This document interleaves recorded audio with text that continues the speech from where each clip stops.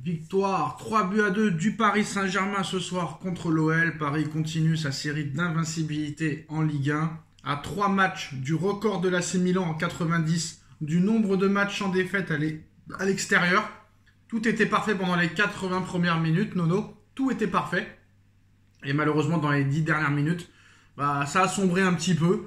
Heureusement, il y a la victoire au bout, mais défensivement, c'est assez gênant ce qui s'est passé dans les 10 dernières minutes. Pour moi, Enrique, il fait les changements trop tôt et tu te retrouves à 10 contre 11 avec 5 changements, c'est pas normal. Mais sinon, tout était parfait et ces 10 dernières minutes, Nono, ont tout gâché. Tout gâché, j'irai peut-être pas jusqu'à là. Mais comme tu as dit, 85 minutes quand même très bonnes du PSG. 82. Surtout la seconde mi-temps qui m'a vraiment emballé. La première mi-temps, j'étais resté un peu sur ma faim. Moi, j'ai bien aimé. Et la deuxième mi-temps, ils ont décidé d'accélérer, de jouer au ballon. Ça joue, il y a 2 classes au-dessus. Maintenant, ce qui est un peu embêtant, c'est les 2 buts encaissés. Moi, je pense que c'est surtout un manque de concentration. Moi aussi. Marquinhos qui se fait vraiment éliminer trop facilement sur le but de je sais plus qui. À part ça, je reste serein quand même. Je vois un PSG qui continue à progresser. Je vois un PSG qui a une grande confiance en lui. Je vois un PSG toujours avec cet état d'esprit. Un PSG toujours avec ses courses, ce pressing. Non, moi je suis serein. Les 2 petits buts, ça nous gâche un petit peu la fête. Mais malgré tout, ça va. Puis Dembouz, je sais pas ce qui lui arrive. Maintenant, c'est pleine lucarne.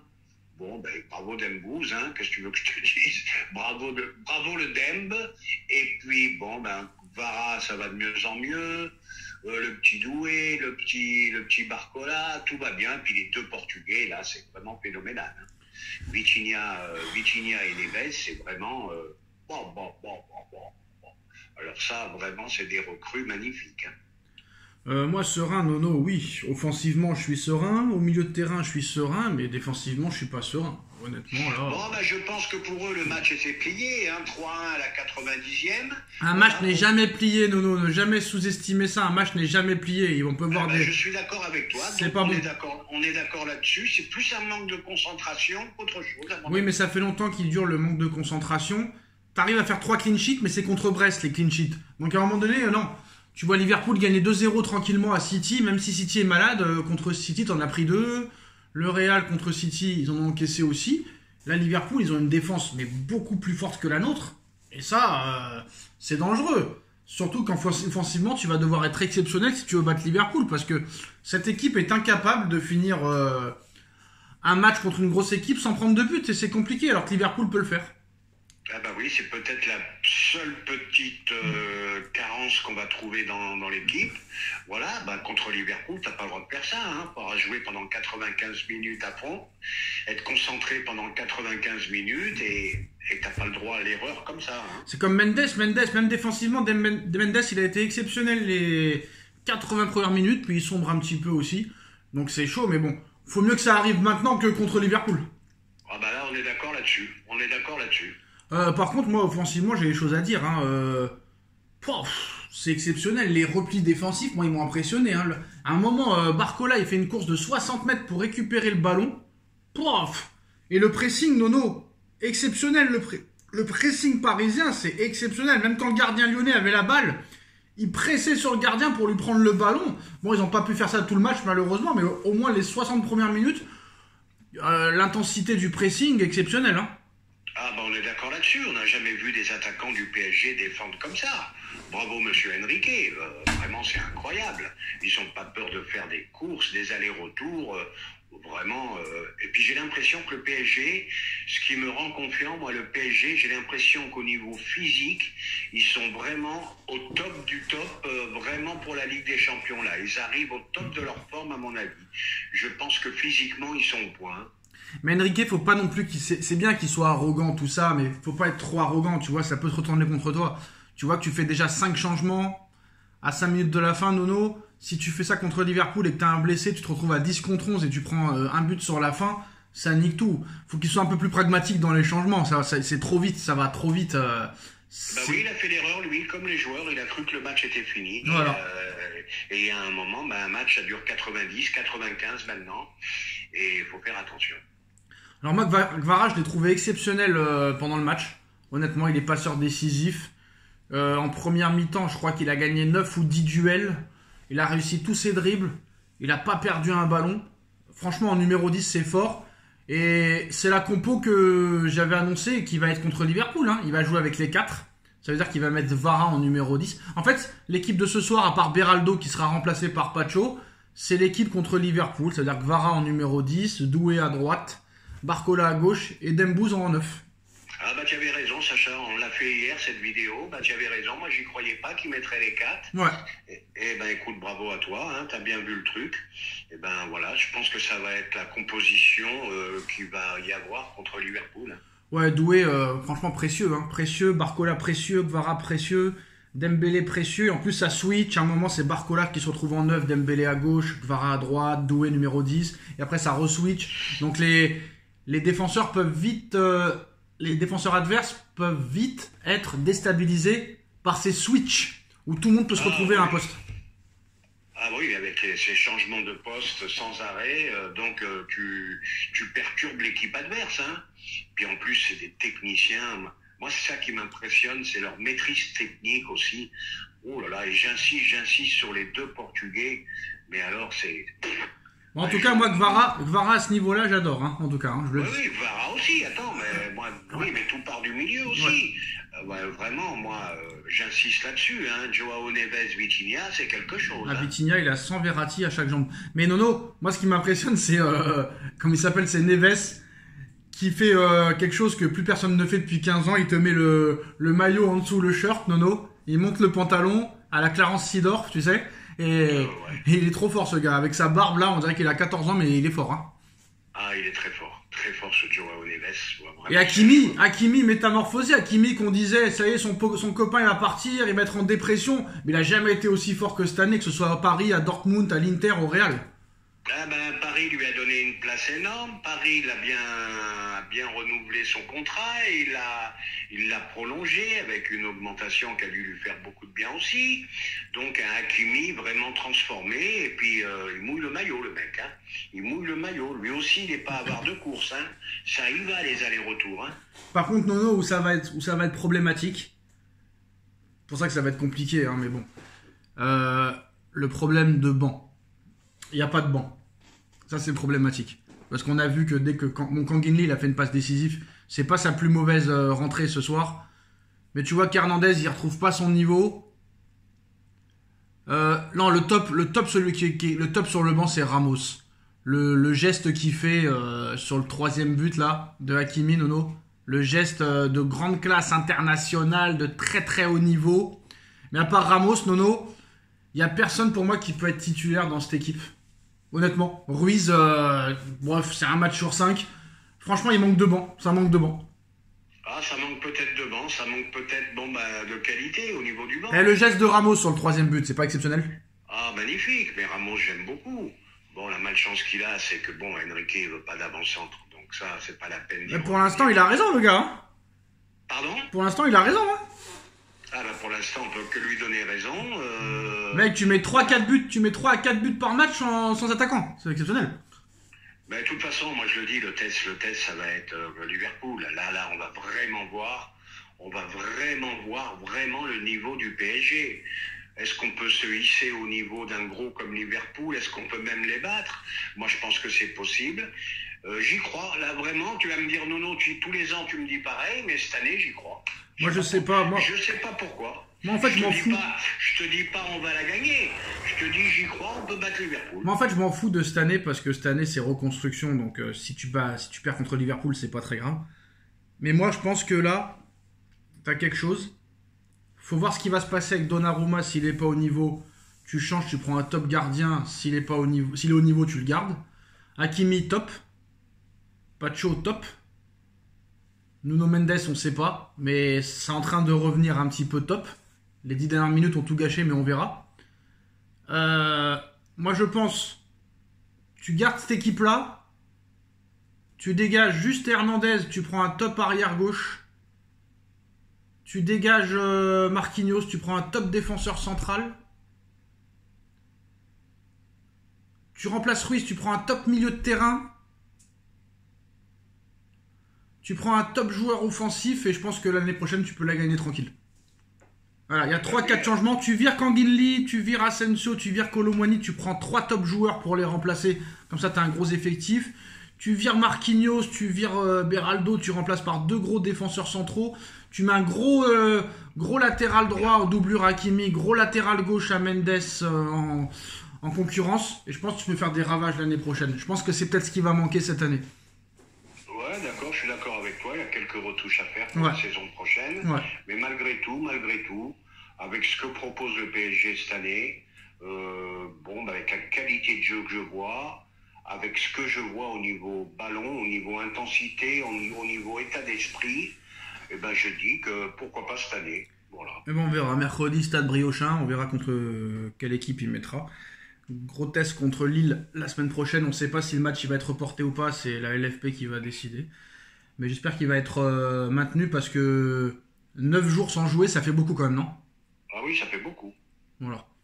Ça fait beaucoup. Parce que tu peux pas rester sur parce que Enrique a dit qu'il mettra pas l'équipe type contre Briochin. Heureusement.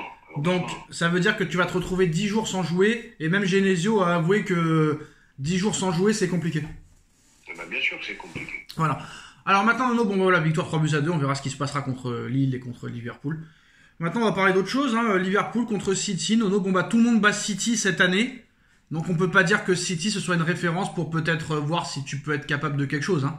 Vu que là c'est catastrophique. Là, City est vraiment... D'ailleurs, je sais pas comment ça se fait qu'ils sont encore 4e, Nono. Ils perdent tous les week-ends, ils sont 4e. Ça, il faut m'expliquer. Oui, parce que tout le monde bat tout le monde cette année en première ligue, à part Liverpool. Même Arsenal a été battu, si je dis pas de conneries hier. À domicile contre West Ham. À domicile contre West Ham, Nono, Arsenal, t'imagines? Ouais, donc City, c'est la fin d'un cycle.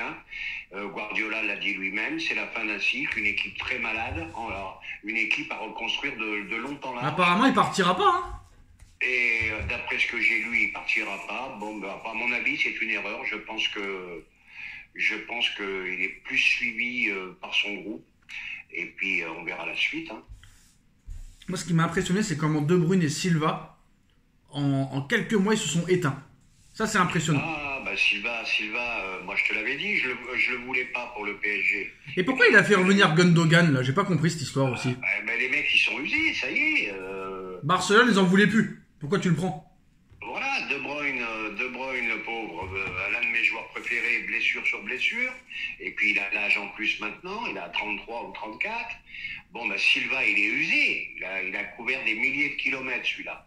Il est usé, il arrive vers la trentaine aussi. Donc voilà, c'est la fin d'un cycle. Arrête, Nono. Et maintenant, ça risque d'être... La fin de saison risque d'être... Non, mais arrête avec l'âge, ça me saoule. Quand tu vois Modric encore cet après-midi, 40 ans, il a été exceptionnel, il a mis un pétard. Ouais, mais t'as des exceptions. Non, mais arrête. Alors si t'arrives à 30 ans, t'arrives plus à mettre un pied devant l'autre, c'est pas normal. Faut arrêter. Il y a des exceptions comme ça, peut-être que... Non, mais attends, il a quel âge Bernardo Silva? Faut arrêter les conneries. Il doit avoir une trentaine d'années. Si à 30 ans t'es mort, arrête le football. Moi je te dis, il est cramé. Non. Voilà. Bernardo Silva. Chacun pense ce qu'il veut, mais moi je te dis, il est cramé, Silva. Il a 30 ans, si à 30 ans t'es cramé, frère... Non, c'est... Tout le monde n'est pas Ronaldo, tout le monde n'est pas Benzema, t'as des exceptions. Non, on parle de Messi, Ronaldo. Le seul qui est phénoménal à 40 ans, c'est Modric, qui est titulaire avec le Real, qui va peut-être remporter encore une nouvelle Ligue des Champions. Ballon d'Or en 2018. Modric, 40 ans, Nono, lui, il joue pas en MLS et en Arabie Saoudite, on est d'accord là-dessus, mais le problème, c'est que Modric, il joue pas tous les matchs, il est pas titulaire en Ligue des Champions. Mais quand il joue, il marque alors. Mais quand il joue, il est décisif. Voilà. C'est exact. 40 piges, ils sont capables de le prolonger encore un an, on va savoir. C'est le seul joueur qui s'en bat les couilles de l'oseille, qui s'en bat les couilles de machin. Il a réduit son salaire pour rester au Real. Voilà, donc voilà. Ça, c'est des mecs qui s'en battent les couilles de l'oseille. Eux, ce qu'ils veulent, c'est jouer, continuer à gagner des trophées. Voilà. Oui, et puis ça, il est quand même à l'abri, je te rassure. Le Ronaldo qui va arriver à 1000 buts, oui, c'est bien, bravo. Bravo, 1000 buts, il y a des preuves de 1000 buts, c'est bien. Il peut même jouer jusqu'à 40. Voilà, mais il y a un moment, il faut dire stop, quoi. Bref, ce qui est malheureux, c'est que c'est lui qui décide de la sélection portugaise, et même si le sélectionneur portugais veut pas le prendre en 2026, il sera obligé de le prendre, le gars. c'est le malheur des Portugais. Voilà. Ils seront obligés de le prendre. Et tu verras qu'ils vont... Moi, je t'explique un truc ou pas? Le Portugal gagnera la Coupe du Monde quand Ronaldo n'y sera plus. Pareil quand le Cameroun a gagné la CAN sans Eto'o. Quand Drogba est parti, c'est là que la Côte d'Ivoire a gagné comment ça s'appelle, la CAN. Des fois, t'as des joueurs comme ça qui doivent pas être là pour que tu gagnes. Je te jure. Rappelle-toi la dernière Coupe du Monde, déjà. Ouais. Ça s'est pas très très bien passé.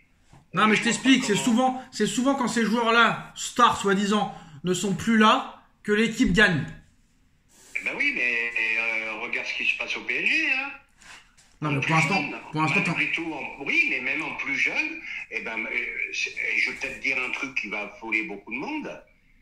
Oui, le PSG est plus fort qu'avec Mbappé que sans Mbappé. Mais faudra le prouver en Ligue des Champions. Mais admettons un jour tu gagnes la Ligue des Champions avec cette équipe, ça va mettre un coup dans la tête au Messi, Neymar, Mbappé, etc. Hein. Bon, bah bon. Oui, mais le problème, dans le football moderne maintenant, il faut courir. Si tu cours pas, t'es mort. Voilà, alors on en avait 2,5 qui couraient pas. Neymar un petit peu, les 2 autres ils courent pas du tout. Donc voilà quoi. Non, je vais te dire un truc, je suis quelqu'un d'objectif, hein. Même contre les équipes que j'aime pas, je suis objectif. Bon, Textor il va fermer sa gueule, ça va faire du bien. Là il est 6ème à 50 points du 2ème, donc je pense que lui on devrait plus l'entendre, hein Nono. Oui, c'est fini, tu l'entends plus. Là, voilà. Par contre moi hier, là, moi franchement Nono, ce qui s'est passé hier, moi, je suis la Ligue de football professionnel, mais bon, on sait que ça se fera pas parce que voilà, Labrune c'est l'ancien président de Marseille, hein, bref, on s'en fout. Lui, il faut qu'il parte vite parce que c'est pas normal qu'un ancien président préside la LFP, Nono, un ancien président de club. Mais avec ce qu'a fait Longoria hier, moi je le suspends à vie. Moi je te dis la vérité, je le suspends à vie. Le mec dire c'est un championnat de merde, si la Super League nous appelle, on y va. Déjà la Super League, ils veulent pas de toi. Tu joues ni la Ligue des Champions, ni l'Europa League, ni la Conference League. Qu'est-ce que tu vas jouer en quoi déjà, Nono? Qu'est-ce qu'ils veulent faire déjà? Ouais. Qu'est-ce que tu vas jouer en Super League? T'arrives même pas à jouer en Conference League déjà. La 3e Coupe d'Europe. Mais qui ferme sa gueule ce mec hier, t'as été battu, t'as pas existé dans le match. Même Rabiot hier, même les joueurs, Nono hier, même les joueurs. Dans cette équipe, il y a que les dirigeants qui se plaignent. À chaque fois que Marseille y perd, les joueurs admettent qu'ils ont été nuls. Rabiot hier, il a dit que c'était lui le premier qui a été mauvais, que Auxerre a été bon de la première minute à la dernière minute. Et à chaque fois, quand c'est pas le Benatia, c'est le Ravanelli. Quand c'est pas le Ravanelli, c'est Longoria. Mais c'est quoi ces mecs là, Nono? C'est quoi? Ah oui, mais le problème c'est que ça va être difficile maintenant parce que ça met le doute sur les arbitres. Non mais il a dit c'est truqué, c'est de la corruption, tout est fait pour que Paris... Là, c'est très grave ce qui s'est passé. Non mais Nono, comme si Paris méritait pas de gagner les matchs qu'ils gagnent. Non, ils ont pas parlé de Paris hier. Si, il a dit c'est de la corruption, tout est prévu. Ça veut dire que tout est prévu pour que Paris soit champion. Il faut qu'ils arrêtent ces mecs-là. Pendant des années, ils ont corrompu tout le monde. Avec Deschamps, ils étaient favorisés tous les ans avec l'arbitrage. Et hier, il n'y a rien à dire. Ils ont été fracassés. Ils ont été battus dans tous les domaines du jeu. Qu'est-ce que tu viens pleurer? Faut qu'ils arrêtent. Faut que la LFP leur fasse fermer leur gueule à ces mecs-là. Faut qu'ils arrêtent. Je pense que la sanction va être sévère. Et plus que sévère. Je suis sûr que tes 2 copines marseillaises, ils sont d'accord avec les dirigeants. Et tu vas voir que ils vont même... il va même s'excuser, tu vas voir ce que je t'annonce. Je suis sûr que tes 2 copines marseillaises, ils sont d'accord avec ce qu'il dit Longoria, tout ça et tout. J'ai pas eu l'occasion de parler avec elles, mais non. Qu'ils ferment leur gueule, hein, parce que franchement, faut arrêter quoi. Non mais qu'ils arrêtent. C'est bizarre, le mec de Monaco, tu l'entends jamais. Les mecs de Lille, tu les entends jamais. Ça a toujours été, même avant que ce soit les autres, hein. Même à l'époque des autres dirigeants, Aulas tous les jours. À l'époque, c'était qui à Marseille? Quand c'était pas Labrune, c'était Hérault. Quand c'était pas Hérault, c'était machin. Il y a que ces 2 clubs-là qui pleurent, Nono. Monaco, Monaco, jamais tu les entends pleurer. Lille, jamais tu les entends pleurer. C'est la faute du Qatar si t'as pris 3-0 hier. Est-ce que c'est la faute du Qatar, Nono, si ça fait 13 ans qu'ils ont pas gagné un titre, les mecs? 13 ans. Oui, mais c'est le problème. C'est à cause du Qatar, Nono? Strasbourg a gagné la Coupe de la Ligue. Lille a gagné le championnat. Toulouse a gagné la Coupe de France. Monaco a gagné le championnat. Lille, championnat. Montpellier, championnat. Il y a plusieurs équipes qui ont gagné la Coupe de France et la Coupe de la Ligue entre-temps. Et eux, ils n'ont jamais rien gagné. Ils se sont fait éliminer contre Andrézieux, contre Annecy, contre Carquefou. Contre je sais plus qui en 2019 là. C'est la faute du PSG ça aussi? Bon, on va les appeler les pleureuses. Ah, qu'ils arrêtent ces mecs là. J'espère qu'il va être, à vie, franchement suspendu. Il va être sanctionné. Grosse merde là, vas-y, retourne en Espagne, espèce d'abruti. Va. Et le meilleur milieu de terrain du monde, ils ont dit. Tu sais qu'il va perdre la moitié de l'équipe cet été, Nono? Ah bah comme d'habitude. Tu crois que Rabiot il va rester lui? À 1 an de la fin de son contrat, tu crois qu'ils vont le garder? Il va partir. Tu crois quoi? Oui, hein. À un an de la fin, ça m'étonnerait qu'il reste. Attends frère, ça y est, Benatia il a fait 2 passes contre Saint-Etienne, c'était le meilleur milieu de terrain du monde. C'est quoi ça? Non mais franchement. Ah bah c'est ça, bah oui, c'est les médias, hein. Attends, là c'est même plus eux, hein. Ils ont battu Saint-Etienne. Saint-Etienne il en prend 2, 3, 4, 5 toutes les semaines. Alors je vois pas comment ils ont pu dire Marseille ceci, Marseille cela. Qui ne bat pas Saint-Etienne en Ligue 1 cette année? Voilà, T'as vu ce qu'il a dit Textor Nono après le match? Non. J'étais très confiant avant ce match, mais là je me sens pas vraiment comme un cow-boy. Je ne sais même pas monter sur un cheval ce soir. Ah bah voilà, très bien. Eh oui, il faut fermer sa gueule des fois. Par contre, j'espère que ces petites putes, on va leur mettre un 10-0 en... Si tu m'entends, Louis, Lucho, je sais que tu m'entends pas, mais si on peut leur mettre un 10-0 au parc le 16 mars, là tu refais ma vie, hein, Nono. Je te le dis. Hein. Calme-toi, le sachant, calme-toi. On va être supprimé par YouTube avec les mais personne n'a jamais dit ça, c'est un championnat de merde dans ton propre championnat, Nono. T'imagines? On va pas rester une demi-heure là-dessus, Sachou. Ah non, mais je supporte pas. Ça y est. C'est incroyable.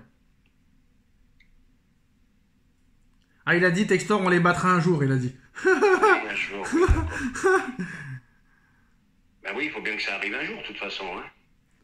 Ah ouais, regarde, DAZN a remis des nouvelles images de Longoria qui n'ont pas été diffusées hier après le match contre Auxerre. Il a dit aussi dans une autre caméra, regarde-moi caméra, corruption, il a dit. Le craquage de Longoria hier à Auxerre sur une caméra isolée dans le tunnel.